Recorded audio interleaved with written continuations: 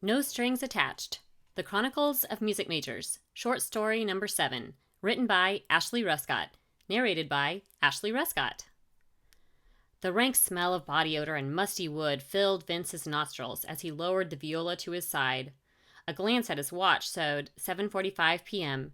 He'd been practicing for 2 hours already, and for what? A botched version of this orchestral excerpt. Yep, pretty sure it sounded worse than before. The bare white walls of the practice room seemed to close in around him. Time for a couple minutes of break from this musical jail cell. After he laid the instrument in its case, Vince yanked open the door. Why was the building so empty? Students practiced until at least 10 most nights. As he meandered down the hallway to the vending machine, a few trombone blasts accosted his ears.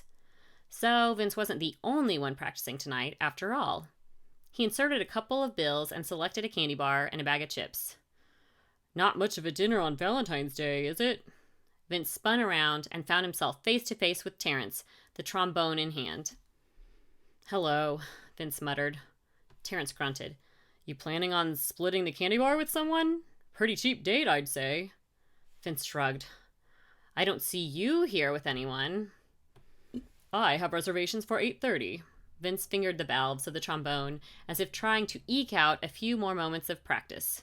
At Luciano's on Main Street. They were booked solid until then. Vince nodded. I'd better get going. Terrence clapped his hand on Vince's shoulder. Wouldn't want to keep my date waiting. I'll let you get back to your date with the viola. He snickered. Anger bubbled up inside Vince. Based on the shrieking noises blasting from your practice room, I'd say you need a date with your instrument, too. Terrence scowled before he stomped off. Vince creaked open the door to his practice room, his insides churning. It was Valentine's Day, the reason for the nearly empty building. How did everyone manage to find a date except him? Even talentless Terrence. A glance at the excerpt on the music stand almost made him gag on his candy bar. He couldn't look at that passage any more tonight. But where could he go? All the restaurants would be booked with lovey-dovey couples. No use even trying one of those. Maybe the coffee shop would still have a few seats available. At least there he could bury his head in a book and avoid attracting attention to his lonely state. Yes, that would be best. Bells jingled as Gabby pulled open the door to Café Chocolat. She propped it open with her foot and maneuvered her guitar case through the entrance as the sweet smell of coffee and chocolate greeted her senses. Her stomach rumbled. Maybe she should have eaten dinner before coming here. But she was scheduled to play in 15 minutes for open mic. No time for food now. Besides, the line for coffee and pastries nearly reached the door. Apparently, every couple at Belton University had chosen this place to spend Valentine's Day. Ugh, the worst holiday of the year. Why did society have to highlight all the happy couples in the world? This day made singles stand out like a harpist in a rock band. Gabby pushed several heart decorations dangling from the ceiling out of her face as she made her way to the wall behind the stage. The guy at the mic crooned love songs in a light pink button-down shirt and khaki pants. Her own tattered jeans and black t-shirt didn't exactly scream Valentine's Day. She squatted, set her guitar case on the floor, and clicked open the latches. Hopefully the strings hadn't slipped too much with the February cold. A few minutes later, Prep Boy finished, and the crowd erupted with applause. A wide grin spread across his face as he took a bow. Encore! A girl at the front table shouted. I'd love to, but I gotta make room for the next act. He gestured for Gabby to take the stage. She lowered herself onto the stool in front of the mic, then propped her guitar on her thigh. The strings rang out as she tuned all 6 to their proper pitches. Bells jingled as the entrance door opened, and a tall guy stepped inside with a bulky case. Definitely not a guitar, but too big to be a mandolin or ukulele. What was it? Vince's ears perked up as the strains of acoustic guitar filled the room. As if on autopilot, his eyes immediately sought the source of the music. A girl with shaggy brunette hair sat perched on a wooden stool, hunched over the instrument. Her dark attire stood in stark contrast to the bright reds and pinks worn by most of the other coffeehouse patrons. A tattoo of music notes on a staff swiveled all the way up her right arm. After several moments of meticulous tuning, the girl leaned into the mic. Hi, I'm Gabby, and I'm going to play a few originals tonight. This first one is called Lizards in the Land. Should be interesting. Not at all what he'd expected for a Valentine's Day concert. He liked this girl more and more every minute. Her tattooed arm dropped to strum several loud chords, then her edgy voice knocked him back a few steps. Several girls in front covered their ears. A couple at a high top in the back stood to leave. Fortuitous, since Vince hadn't spotted any other open seats. He set his viola case on the floor at his feet and sat at the now vacated table. Elbows propped and chin in his hands, he listened, mesmerized. Her sound was unlike anything he'd ever heard at the music school. True, her voice lacked classical training and finesse, but her breath support was incredible, and her intonation spot on. After the conclusion of Lizards of the Land, several couples stood up to leave. Gabby's heart sank when the same thing happened after the next songs. What if the whole cafe cleared out during her set? They'd never let her play here again. She should have known that a Frenchy place like Café Chocolat wasn't the venue for her alternative style. I've got one more number for you guys, then I'll leave you to your dates and coffee. The next song is Artist's Escape. Wish I could make my escape, a guy said from a table to the left. His date held a mug to her lips and giggled. Tears threatened to spill down Gabby's cheeks. Why'd she let these guys get to her? She'd never allowed other people's opinions to affect her before. Her pride rested in her independence and originality, not in popular appeal. Still, it'd be nice if someone liked her music. She finished up the last few chords, then stood up. That's it for me tonight. Thank goodness, a girl in a fuchsia sweater muttered. Head down, Gabby returned to her guitar case. What a disastrous night. Nice job. What? She looked up to see the guy with the weird instrument standing over her. He leaned his free arm against the wall. I said, nice job. She turned back to her case and latched it shut. No need to lie. I know everyone hated it. I didn't. Look, she grabbed her instrument case and stood. I'm not in the mood for flirting, flattery, or whatever.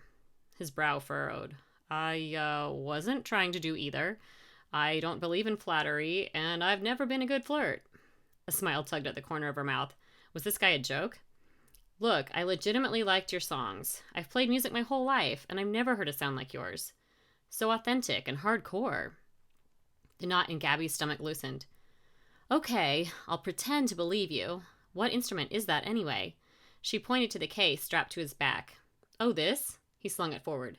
Guess. Her eyebrows knitted as she squinted to examine it.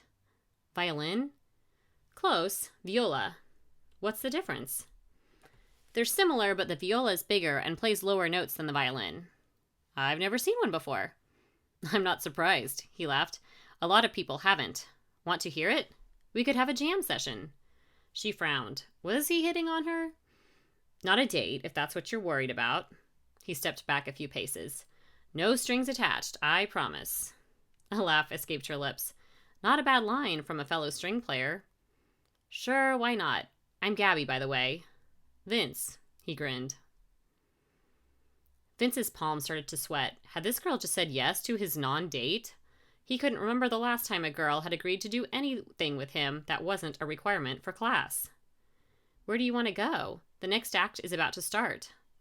Gabby pointed to the jazz trio setting up on stage. Think fast. What would be open now? Nothing outside, too cold. No way would he invite a girl back to his dorm room. It was a mess and smelled like his roommate's leftover pizza from a few days ago. How about the music school? Sounds cool, she nodded. I've never been there before. Most people haven't. We music majors are an insular breed. She laughed again. And you're going to let a non-music major into your secret club?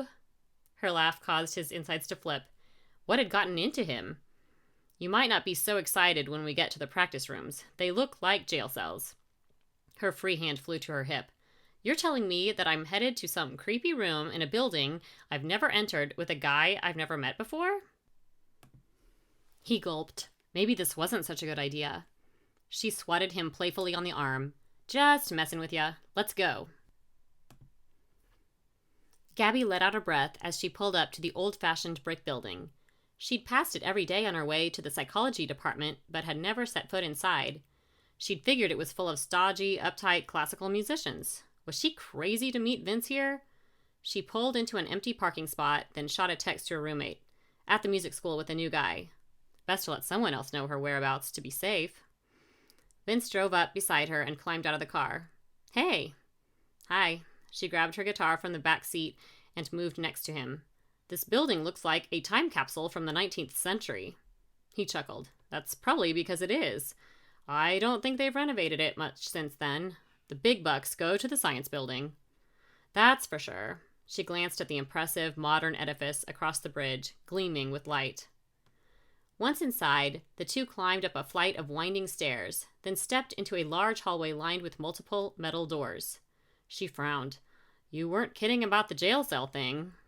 Nope. He glanced around. There aren't nearly as many people here tonight as usual, since they're on dates for Valentine's Day. We could probably avoid the practice rooms and jam here if you prefer. He pointed to a couple of lumpy green couches at the entrance to the hallway. Sure. Thoughtful. He didn't want to shove her into a tiny space with him. She squatted down to pull out her guitar while he retrieved his viola. So what do you want to play? Lizards of the Land, of course. His green eyes twinkled. How do you know the notes? You've only heard it once in your life. He leaned back against the sofa, stretching his long legs in front of him. I started to play music when I was 3, using an auditory first method. I didn't read notes until years later, so I can play by ear. You'll play what I sing? This was incredulous. No, I'll improvise. How in the world could this guy make up something for a song she'd written only a week ago? All right. She shifted on the couch. Might as well give it a go. She strummed a few chords, waiting for his entrance. Did he even know what key she was playing? Sure enough, just in time for the vocals, he entered in perfect pitch with a low G. He held it for several bars, then moved to D and back to G. Whoa, not what she expected. This guy wasn't half bad. At the start of the second verse, his fingers quickened as he played several faster notes. What an incredible skill to come up with all this in the moment. She'd spent hours perfecting this song. When the chorus returned, his eyes met hers. Heat spread to her cheeks as his gaze fell to her mouth. Did he want to kiss her? She didn't even know the guy, but a little part of her wished he would. His bow moved in perfect unison with the lyrics, but the rich tone of the notes he played were much lower, deeper, like dark chocolate. The two parts blended in perfect harmony. The song drew to a close, but she couldn't take her eyes off his. That was incredible, she blurted. I've never heard anyone jump in like that before, especially not for one of my songs. You're brilliant, he beamed as he lowered the viola to his side. Your lyrics are original, not like the sappy stuff you hear on pop radio. Finally, someone who understood her. You should perform again. When's your next gig? Her gaze fell to her shoes. No idea. I doubt Café Chocolat will have me back anytime soon. I cleared out the place. The moment they see my name, they'll nix my slot. So don't write your name. What if we signed up together? Under yours? No, like a band name. Still, they'd all leave again. Not if I bring my friends. They'd love you. His face turned red. They're all gamers who don't get out much and would totally dig your style. Do you really think so? His lips curved into a smile. Positive. What should we pick for our band name? How about No Strings Attached? Genius. Perfect for a string duo. She tapped her guitar case. Awesome. I'll sign up for next week. She planted a kiss on his cheek. Great. It's a date. The end.